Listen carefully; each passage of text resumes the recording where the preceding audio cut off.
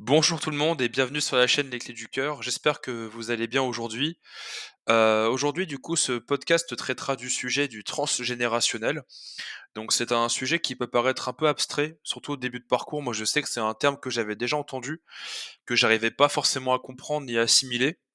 Il m'a fallu quand même quelques temps pour le comprendre. Et puis, bah, surtout au gré de mes expériences, que j'ai pu me rendre compte aussi de ce à quoi ça correspondait et quel impact du coup ça pouvait avoir dans mon propre parcours de vie, sans parler forcément de flammes jumelles parce que du coup, ça a été mis en avant par rapport au parcours que j'ai pu vivre. Mais je dirais qu'une personne qui n'est pas forcément flamme jumelle peut être confrontée aussi à ça parce que c'est une chose que toute âme peut vivre en réalité. Donc, bah, je vais vous expliquer un petit peu, bah, du coup, ce que c'est le transgénérationnel. Toujours selon moi, par rapport à ce que j'ai vécu, tout ça. Vous donner aussi, bah, 2 exemples que j'ai pu moi expérimenter dans mon parcours, qui ont été, pour ma part de bons exemples, bah, du coup de ce que le transgénérationnel pardon, peut avoir comme impact sur notre parcours de vie et sur qui nous sommes aussi et pourquoi ça nous conditionne tout ça. Donc, bah, je vais commencer les explications. En tout cas, je voulais juste faire une petite parenthèse avant de commencer et bah, toujours vous remercier pour, les personnes qui prennent le temps de liker, de s'abonner, de partager et de mettre des commentaires parce que, bah, du coup, ça booste la chaîne malgré tout et ça me donne aussi, moi, la force de continuer parce que vous êtes pas sans savoir que quand j'ai commencé, en fait, à vouloir parler de ce parcours, déjà, j'appréhendais beaucoup parce que je suis pas une personne qui est forcément très à l'aise avec les réseaux sociaux et puis j'avais pas forcément comment dirais-je? J'avais un peu peur, on va dire, j'avais l'appréhension, voilà, de de me confronter aux réseaux sociaux ou et puis surtout au public et puis bon, j'ai fini par m'écouter et puis je suis assez content parce que je vois que ça apporte de l'aide aux personnes, que ça vous apporte de l'aide du coup aux personnes qui m'écoutent et puis, bah, j'espère que ça continuera et puis, de toute façon, si vous avez besoin de moi, faut pas hésiter, vous avez l'espace commentaire et ma boîte mail, si vous voulez que ça soit plus privé. Du coup, donc c'est parti pour les explications. Donc le transgénérationnel, concrètement, qu'est-ce que c'est? Ça va être quelque chose, en fait, qu'on va avoir nous en tant qu'individu, en tant qu'âme, qui va nous être transmis. Ça va être souvent des fausses croyances, ça peut être des croyances limitantes, ça peut être, des peurs qu'on peut aussi transporter, des blessures aussi. Pour ma part, il y a eu des blessures qui m'ont été transmises par le biais de ma famille. Car le transgénérationnel, concrètement, ce que c'est toute l'histoire familiale, dans son entièreté. Ça peut remonter à des générations et des générations.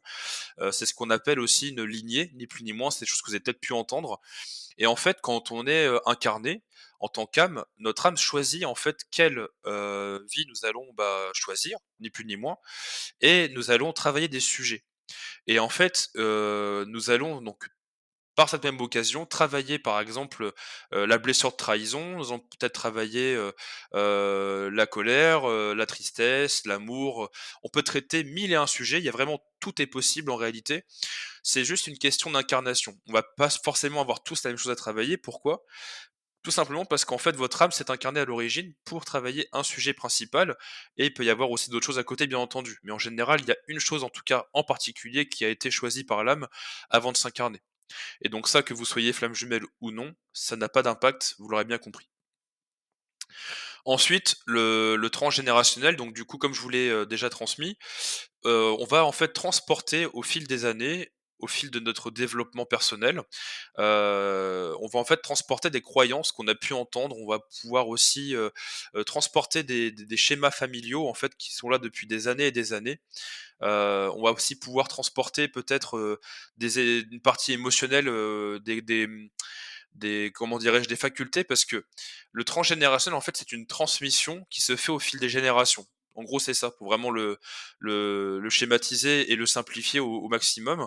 C'est des choses qui vont se transmettre de génération en génération. Donc il y a du positif, mais il y a aussi malheureusement, bah, des choses un peu moins bien, on va dire.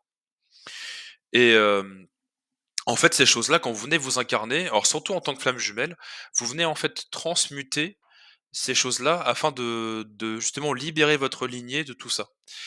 Donc, je vais vous donner un exemple que j'ai déjà pu entendre, qui n'est pas forcément le mien, mais que j'ai déjà pu entendre. Ça va être dans une famille, par exemple, où, on va avoir une famille qui va être plutôt dépressive. Imaginons où les parents sont, 2 personnes qui ont malheureusement des accès de dépression, qui vont être souvent dans un bad mood, qu'ils ont l'impression que le sort s'acharne contre eux, que leur travail ne leur convient pas, qu'ils ont pas, en fait, la vie qui leur convient.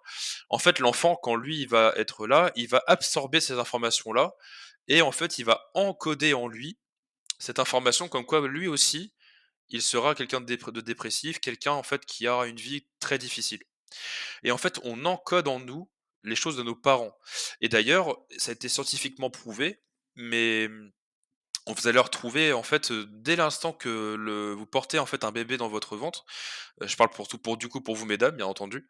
En fait le bébé en lui-même déjà absorbe des informations et commence déjà à emmagasiner des choses et en fait même quand le bébé est né, c'est là où il va commencer aussi à avoir les premiers ressentis.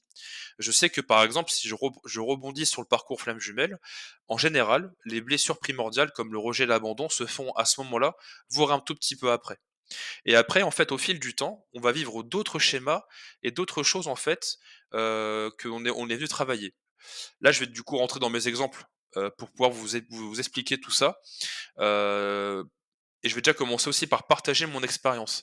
Moi, il y a 2 choses qui m'ont marqué dans mon parcours personnel. Alors, je vous parle pas de ce que j'ai dû travailler moi en tant que Ronan, en tant qu'âme, en tant que mon âme, mais entre ce que j'ai dû transmuter, dans le sens où j'ai cru que c'était à moi, mais que ce n'était pas en fait à moi au fil du temps et je m'en suis aperçu en fait en m'intéressant un petit peu à ma famille, tout ça et surtout, bah, en ayant, l'expérience de le vivre, quoi.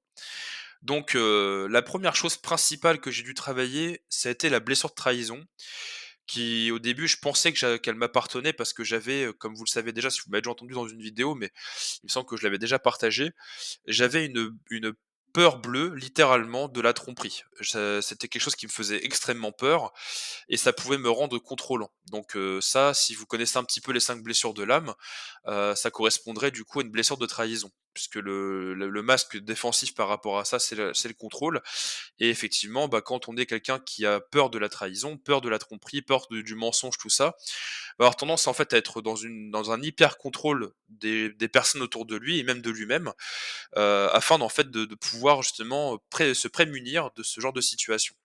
Sauf que c'est une illusion parce qu'en fait, dans tous les cas, la seule chose sur laquelle vous avez un contrôle, c'est vous-même. Et en fait, moi, au fil de cette expérience, et ben, au début, je pensais que ça m'appartenait parce que je l'ai vécu plus jeune, du coup, dans mon schéma familial. Et j'avais pareil encodé, en fait, la tromperie comme une blessure énorme parce que j'ai vu les dégâts que ça faisait malgré tout. Et j'avais encodé cette information en moi en me disant, bah, j'ai vu ça, j'ai vu que c'était terrible, j'ai vu la souffrance que ça causait aux hommes et aux femmes. Et je me suis dit, en fait, en grandissant, bah, moi, j'ai pas envie de vivre ça, donc c'est pas possible, quoi. Et en fait, j'avais toujours des schémas, en fait, qui se répétaient en permanence et qui me faisaient comprendre, en fin de compte, bah, le contrôle, c'est bien beau, mais ça ne servira à rien, dans la mesure où la personne, bah, si elle veut faire, l'acte de tromperie, elle le fera, dans tous les cas. Et que vous pouvez faire ce que vous voulez, ça ne changera rien. La seule chose sur laquelle vous avez un impact, c'est vous-même. Donc ça, du coup, ça vous fait aussi une information pour les personnes qui ont cette peur parce que moi, j'ai pu la travailler du coup en acceptant cette partie-là, en fait, par rapport aux histoires, même si j'en conviens que c'est pas facile. Je suis passé par là, ça m'a pris quand même quelques mois avant de pouvoir, pleinement l'accepter, mais je sais que ça a été l'une des premières choses que j'ai travaillé pour le coup dans mon parcours. Mais il faut savoir que du coup, ce schéma de tromperie, de peur de trahison, m'a été transmis par le biais de ma famille. Donc j'ai dû en fait le transmuter et ce qui fait que par la suite, bah, du coup, je vais alléger ma lignée par le biais de ça, en fait. Ensuite, il y a eu une émotion qui a été, exacerbée chez moi aussi, qui était l'émotion de la colère. Alors, il faut savoir que je suis une personne qui est d'un naturel très doux, très patient, très gentil, très avenant, sans vouloir me vanter bien sûr. Heu, mais, j'ai rarement en fait des accès de colère. Quand ça arrive, c'est vraiment qu'on a poussé le bouchon très loin. Et il m'est arrivé de vivre dans ma propre vie des moments où, quand j'étais en couple avec une personne, donc ce schéma du coup s'est fait pendant que j'étais en couple bien spécifiquement. Une personne en plus avec qui ça se passait extrêmement bien à l'époque, hein, il y a pas de souci. Mais il y avait des moments en fait où j'avais comme une colère en moi qui ressurgissait et qui était incontrôlable et ça a été quelque chose qui a été très difficile à vivre pour moi parce que, bah, j'avais aucun contrôle sur cette colère et je ne savais pas comment la canaliser. Je ne savais pas, j'en avais même peur parce que je savais pas quelles limites j'avais par rapport à ça et je sais que j'ai vécu pendant des années comme ça et quand, il y a quelques années en arrière, quand du coup j'ai vécu ces épisodes de colère, assez intenses, où j'avais, vraiment, j'ai envie de dire presque peur de qui j'étais et puis, de ce que je pouvais en fait enfermer en moi.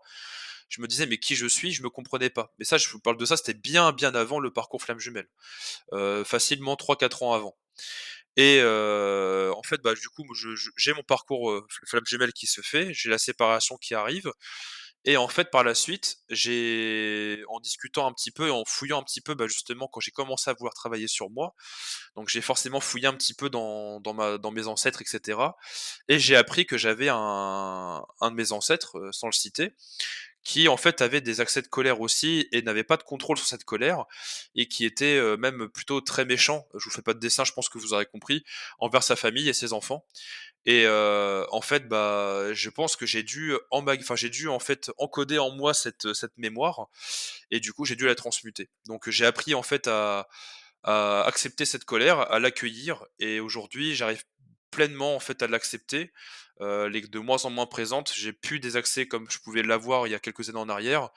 Il m'arrive d'en avoir, mais ça monte aussi vite et ça redescend aussi vite. Alors qu'avant, il y avait de la rancune, il y avait pas mal de mauvaises ondes qui pouvaient être accompagnées de ça. Et donc j'ai dû en fait travailler, avec moi, bah, travailler sur moi pardon, cette émotion en particulier parce que ça a été quelque chose qui m'a été transmis en tout cas de mes lignées. Et et en fait, ce que je vous transmets aujourd'hui, c'est quelque chose en fait qui peut se transmuter bien sûr et qui peut se transposer surtout à plein de choses différentes, hein. En fait, ce sont des schémas familiaux qui vont être transmis de génération en génération. Donc vous pouvez très bien avoir un grand-père qui a été alcoolique et que, bah, et que ça soit retombé sur vous, donc que vous ayez du coup à le travailler parce que, bah, vous avez une addiction à l'alcool qui est apparue et vous savez pas d'où ça vient. Bah, peut-être que dans votre schéma familial, ça existait. Ce sont vraiment des choses qui m'ont été transmises dans ma formation sur les neurosciences et que j'ai pu moi-même du coup apprendre au gré de mon propre parcours de flamme jumelle. Donc, c'est quelque chose que je voulais vous transmettre parce qu'il y a vraiment beaucoup, beaucoup, beaucoup d'informations à ce niveau-là et il faut savoir que quand vous vivez en fait des moments qui sont, comment dirais-je? Difficiles, quand par exemple vous avez, comme j'ai pu moi l'avoir, des peurs de tromperie ou des accès de colère intenses, je sais que quand on a ces moments en fait où on a, comme on dit, l'après coup, où on réalise en fait ce qu'on a pu dire ou pu faire, la première chose à faire, même si j'en conviens, c'est pas facile, la première chose à faire, c'est de pas forcément culpabiliser parce que il faut savoir que bien souvent, surtout, bah, quand on est dans ces moments-là, on fait avec les armes que l'on a. C'est-à-dire que c'est comme quand on est dépendant dans le parcours flamme jumelle, hein. Quand vous allez être trop oppressant, vous allez envoyer trop de messages comme on est, en tant que chaser, bah, en fait, sur le coup, vous dites: «Bah, je fais ça par amour», puis après vous vous rendez compte que, bah, vous avez peut-être été un peu trop loin et du coup, vous commencez à culpabiliser. Sachez que ça ne sert à rien parce que, de toute façon, vous avez fait avec ce que vous aviez pu au moment présent. Donc, il faut pas vous en vouloir par rapport à ça. Maintenant, ça ne veut pas dire que c'est forcément positif ou qu'il faut cautionner, non. Et c'est pareil bien sûr de l'autre côté, hein. Si une personne vous fait du mal, par exemple, quand vous pardonnez quelqu'un ou un parent, par exemple, quand vous étiez jeune, qui vous a transmis des choses, bah, le pardon, ça s'apprend. Le pardon ne veut pas dire que vous cautionnez ce qui s'est passé, mais que vous apprenez, que vous acceptez la situation telle qu'elle est. En réalité, c'est ça. Et ça, c'est ce que je voulais vous transmettre. Quand vous voulez travailler le transgénérationnel, il faut être, en fait, dans ce pardon, par rapport à tout ce qu'on peut vivre, tout ce qu'on peut être aussi au moment présent et il faut, en fait, avoir cette capacité, je dirais, d'analyse et de transmuter, en fait, ce que l'on peut vivre et expérimenter au gré de nos expériences et d'en sortir tout simplement plus fort et plus grand. C'est des choses qui prennent du temps, encore une fois. Il y a des choses que, encore moi-même aujourd'hui, je travaille. Bien sûr, là, je vous ai parlé des 2 gros sujets, qui m'ont le plus marqué, en tout cas dans mon parcours de vie et bien sûr parcours flamme jumelle, mais c'est des choses, en fait, qu'il a fallu que je transmute. Ensuite, il est vrai que ça du coup, ça va rebondir aussi à une question qu'on m'a posée, par rapport justement au fait qu'on a cette peur un petit peu que les enfants derrière nous, et bien récupèrent ces «dons» entre guillemets transgénérationnels. sachez que de toute manière, les choses que vous allez travailler, vos enfants en fait les auront aussi, d'une manière ou d'une autre. En tout cas, vous allez réussir à libérer la lignée.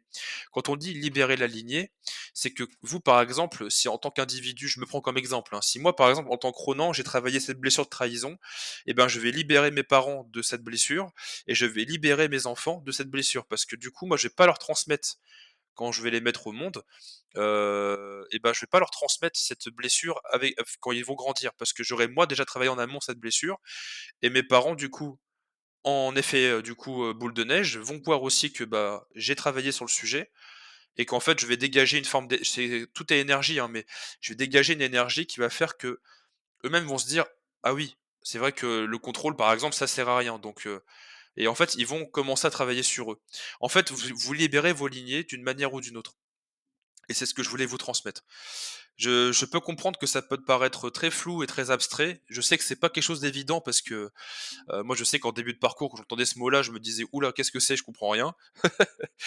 Il m'a fallu un petit peu de temps pour le comprendre, mais en fait, vous allez arriver, pour les personnes qui vivent ce parcours flamme jumelle, c'est quelque chose qui, selon moi, est pareil, un passage, je dirais incontournable parce que vous allez d'une manière ou d'une autre libérer vos lignées, en fait, votre lignée, parce que de toute façon, en tant qu'âme, vous venez travailler des choses, comme je vous le disais en début de podcast et vous venez aussi, vous, travailler, sur vous-même, en fait. Donc vous allez, quoi qu'il arrive, transmuter des choses et vous allez évoluer. Donc voilà. Il est très important vis-à-vis de ça, en fait, de ne surtout pas, culpabiliser de ce que vous avez fait, en tout cas à l'instant T et voilà et en fait, bah, vous allez juste vous libérer, vous-même et grandir et vous serez mieux avec vous-même, vous allez mieux vous comprendre parce que quand c'est pas évident, en fait, comment dirais-je? C'est pas évident déjà de travailler sur soi. Ça demande du travail parce que, bah, moi je sais que pour ma part, il a fallu que j'aille, poser des questions à mes propres parents. Il a fallu que j'aille chercher, dans mes ancêtres, que je me creuse aussi un petit peu la tête, essayer de comprendre pourquoi est-ce que j'ai vécu telle et telle chose, pourquoi est-ce que telle émotion était un peu plus forte chez moi, pourquoi est-ce que par exemple, la blessure de trahison m'a autant affecté. Voilà, c'est toutes ces choses en fait que j'ai dû me poser à un moment donné pour réfléchir et me dire: «OK, là c'est plus possible, il faut que je fasse quelque chose». Et en fait de là, bah, c'est comme ça que j'ai pu progresser. Après je vous cache pas que pour la blessure de trahison, je me suis fait accompagner parce que ça a été très difficile pour moi de le travailler parce que, j'ai été en fait mis, direct le nez dedans dans mon parcours flamme jumelle parce que, je pense que c'est tout est fait, de manière, je dirais, précise par la source, on va dire. Mais ce qui est certain, c'est qu'on me l'a mis bien dans le nez, en fait, dès le départ. Et la colère, alors, je l'ai pas trop eu avec, pendant la relation. Par contre, j'ai eu l'après coup, qui a été assez fort, mais ça, c'est s'est fait plusieurs mois après la séparation, où là, du coup, ça l'a remis en avant et j'ai dû le travailler. Donc pareil, pour ça, je m'étais fait accompagner aussi d'ailleurs, par le biais d'une thérapeute, comportementale et cognitive qui m'a aidé en fait à reprogrammer, mon schéma de pensée par rapport à la colère et en fait essayer de mieux comprendre d'où elle venait et ce que ça pouvait apporter. Donc bon, je sais que c'est compliqué, mais croyez-moi que toutes ces choses-là en fait se travaillent, ça prend du temps encore une fois, mais voilà, c'est des choses qui peuvent se faire, je vous rassure. Si j'ai réussi, vous pouvez aussi. Je suis pas plus fort que vous, je suis pas voilà, je suis une âme comme vous, il y a comment dirais-je? On a tous cette faculté en fait de d'avoir et de retrouver ce pouvoir personnel qu'on a en nous.